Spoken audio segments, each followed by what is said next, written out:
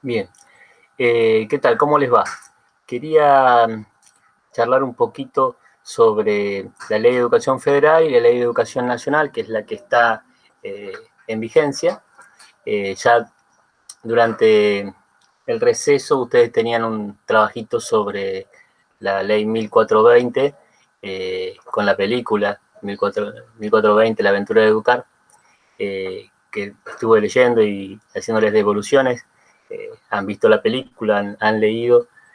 Bien, bueno, es la primera parte, digamos, del marco legal que va recubriendo nuestras escuelas. Una cuestión más bien histórica y que da el origen a valores y principios como la gratuidad, la escuela laica, la obligatoriedad, es decir, en el contexto de un Estado que se consideraba docente.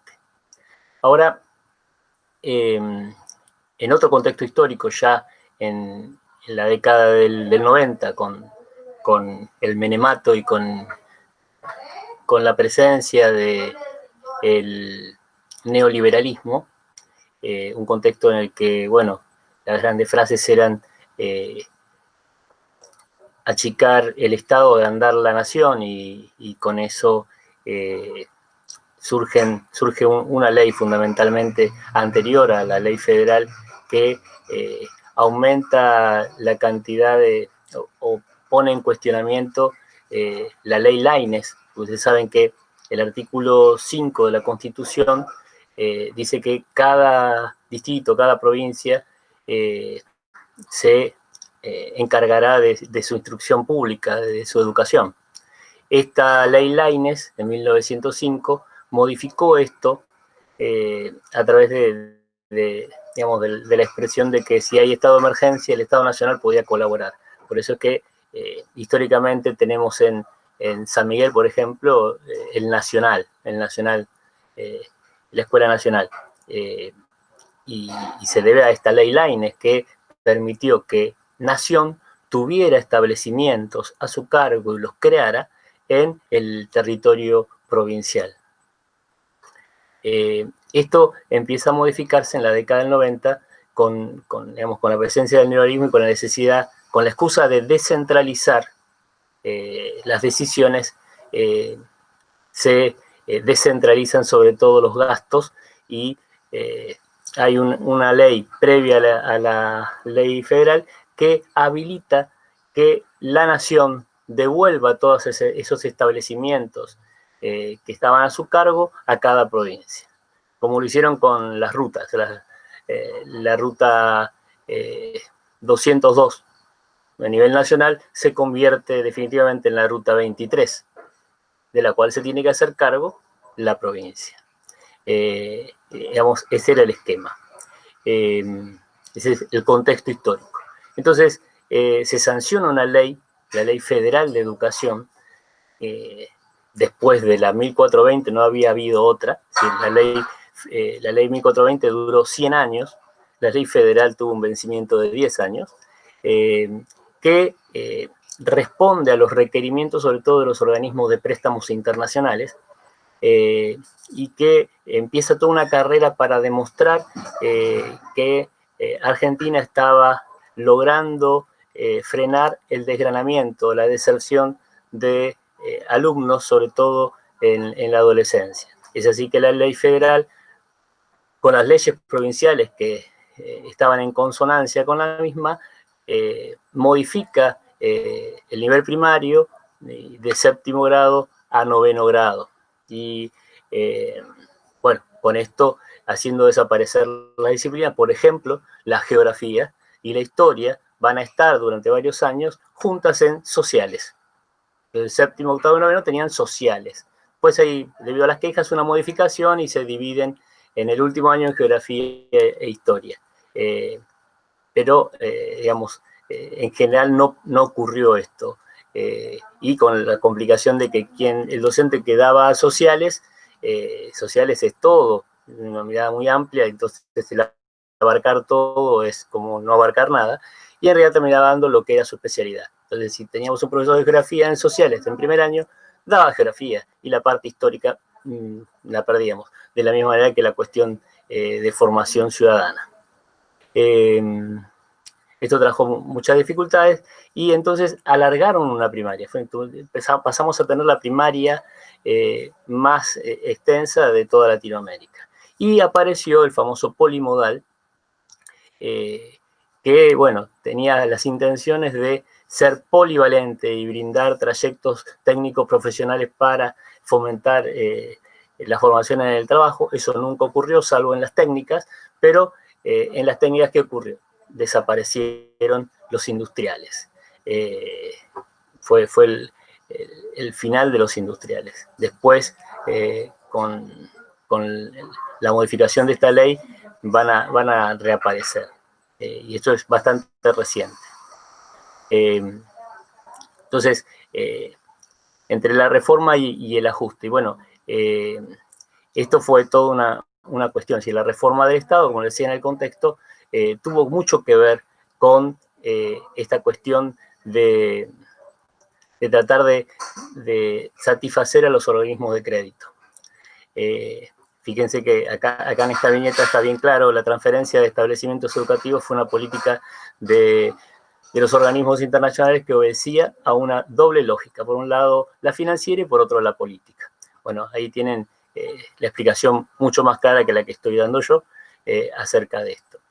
Entonces, la ley federal establece que el Sistema Nacional de Educación está constituido tanto por instituciones particulares como por las estatales, siendo la única diferencia la gestión. Es decir, incluso si podemos llegar a compararlas a la ley federal con la ley de educación nacional hoy vigente, la ley federal dice que la responsabilidad de la educación es de las familias, con lo cual postula algo importante para tener en cuenta, que es la subsidiariedad del Estado. Si la subsidiariedad es el Estado subsidia allí donde la mano privada no llega.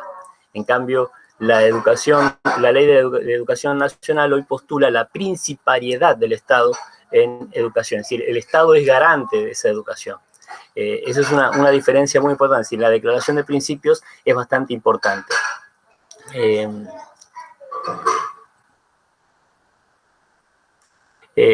Se postula la ley federal alrededor de conceptos como la calidad, la eficiencia y la eficacia. La dificultad es que, bueno, la calidad, aparece la calidad en el discurso educativo, cuando la calidad deviene del ámbito de la burocracia mercantil, del capitalismo. Esto es, saber, si queremos un producto de calidad, como un auto, por ejemplo, un producto de calidad que podemos cada uno ver a qué se llama calidad, pero en general el mercado, cuando habla de calidad, dice que la calidad tiene un precio y bastante alto por lo general. Los artículos de calidad suelen tener un precio costoso, pero eso es ir contra los principios de la misma educación. La calidad entendida como algo que implica un costo mayor no entra en la lógica de la educación. Es transgredir los principios de la educación con la compra y con la venta, con la oferta y con la demanda. Incluso hasta este Estado se convirtió, dejó de ser un Estado docente, un Estado que buscaba educar, para convertirse en un Estado evaluador. Durante la década 90 se hicieron muchos intentos de evaluación de la calidad de la educación, pero para comparar y para generar la oferta y la demanda y la competencia entre las escuelas. Algo que estaba bastante mal encarado. Acá tenemos esto. A nivel del Estado Nacional existe una tendencia de concebir al Estado Nacional no como docente, sino como evaluador. Desde la transferencia del Estado Nacional no tuvo escuelas. Esto continúa hoy. Hoy el Estado Nacional, el ministro de Educación, de hecho, no tiene establecimientos educativos. Es el presidente del Consejo Federal, pero no dejó de tener escuelas porque se las transfirió a las provincias. Solo quedaron en su ámbito las escuelas universitarias como el Carlos Pellegrini y las universidades, nada más. En diciembre del 2006, ya agotada la ley federal, con un ministro de Educación como que fue Filmus, yendo y haciendo cuanta conferencia podía para generar una cierta participación de todos los actores sociales que opinaban sobre las características de la educación a partir de la ley federal y de las necesidades de una nueva ley. Esto abrió el debate en distintos ámbitos, en todos los claustros de las escuelas, de las universidades, y finalmente en el 2006, sobre tablas, se aprueba la ley de educación nacional que hoy está vigente. Entonces, esta ley empieza a estar inscrita en otro momento, ya en contra, digamos, del modelo neoliberal. Los organismos internacionales rediscutieron que la aplicación cruda de los planes del ajuste FMI habían sido corresponsables de la crisis. Bueno, eso es relativo, lo siguieron planteando igual. Pero sí hay una declaración de principios muy importante que les decía recién, en la que el Estado se hace cargo y se hace responsable de la educación para todos y para todas, por supuesto. El contexto social era diferente, ya no se consideraba que la educación fuera una variable de ajuste, sino que tenía que ser una inversión, y esto es algo que incluso hoy se pone en debate, comparando dichos de la gestión anterior y de esta, y de las situaciones que estamos viviendo, como la creación de hospitales, como la creación de universidades. Así que creo que fue un buen aporte el que la ley de educación nacional hoy vigente ha hecho al servicio educativo. En ese momento se consigue todo un paquete de leyes que son muy importantes. Por ejemplo, la de financiamiento educativo, que establece que el 6% del PBI iba a ir destinado a educación. Con la crisis eso nunca se ha llegado totalmente, pero al menos está escrito. Como veíamos hace un tiempo en las tradiciones de la ciudadanía, si está escrito está, pero por lo menos puede estar más cerca de cumplirse que si no estuviera escrito, ¿no?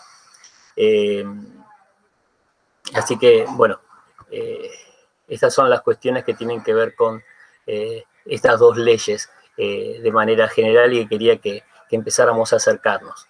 En las clases próximas ya vamos a empezar a tratar de leer y de compartir algunos artículos, esta declaración de principios de la Ley de Educación Nacional, para ir avanzando en el marco legal que tiene la Ley de Educación, la Ley de Educación provincial y demás. Bueno, espero que podamos vernos pronto. Espero